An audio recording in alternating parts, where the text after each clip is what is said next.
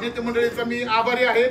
आमदार साहेबांनी तर सगळं सांगितलंच आहे या ठिकाणी, परंतु आम्ही काय सांगतो की यांचं सहकार्य बहुजन समाज असेल किंवा कुणीही आलं तरी या ठिकाणी खाली हात कोण जात नाही, एवढं तर मला पहिल्यापासून माहित आहे।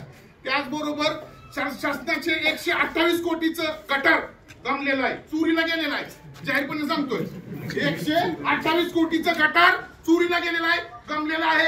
आणि 128 कोटीच्या गटाराचा या ठिकाणी रामराजे नाईक निंबाळकर, संजीव राजे नाईक निंबाळकर आणि टिटू बाबा यांनी चोरून नेलेला आहे। त्यामुळे मित्रांनो लक्षात ठेवायचं आहे की तुमच्या मुलाबाळांसाठी, तुमच्या सुखसुविधेसाठी, आरोग्य असेल, लाईट असेल, पाणी असेल, त्याचबरोबर रस्ते असतील, याच्यासाठी येणारा जो निधी आहे तो निधी या म्हणजे आता म्हणतात ना आम्ही राजे आणि पुढचे कोण असते नाही का प्रजा आहे किंवा काय, पण या फलटण शहरामध्ये दादा राजांना भिका लागले म्हणून हे सगळे जोलजल चालले।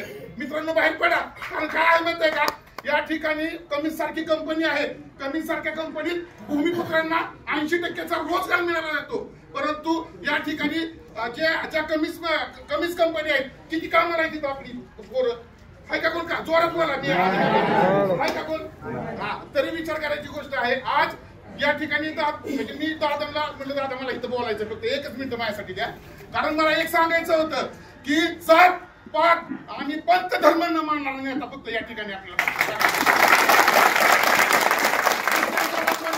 मुस्लिम समाज म्हणलं की गैरसमज लोकांमध्ये पसरला जातो।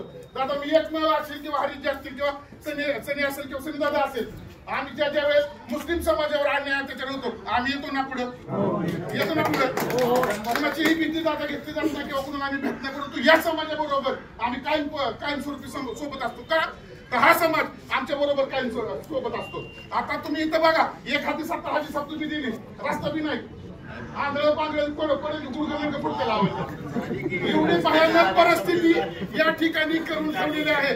मात्र तुम्ही विचार करायचा आहे की 2 नगरसेवक या ठिकाणी मजबूत निवडून द्यायचे।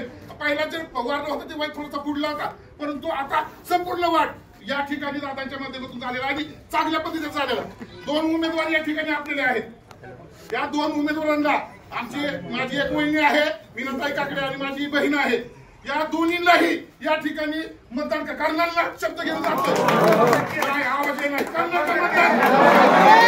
हेच मतदान आता तुमचं। आणि त्याचबरोबर कमल सुद्धा आहे आपलं आणि बाकी सगळे समोर, परंतु आपल्याला 2 घड्याळ आणि एक कमळ या ठिकाणी आपल्याला चालवायचं आहे।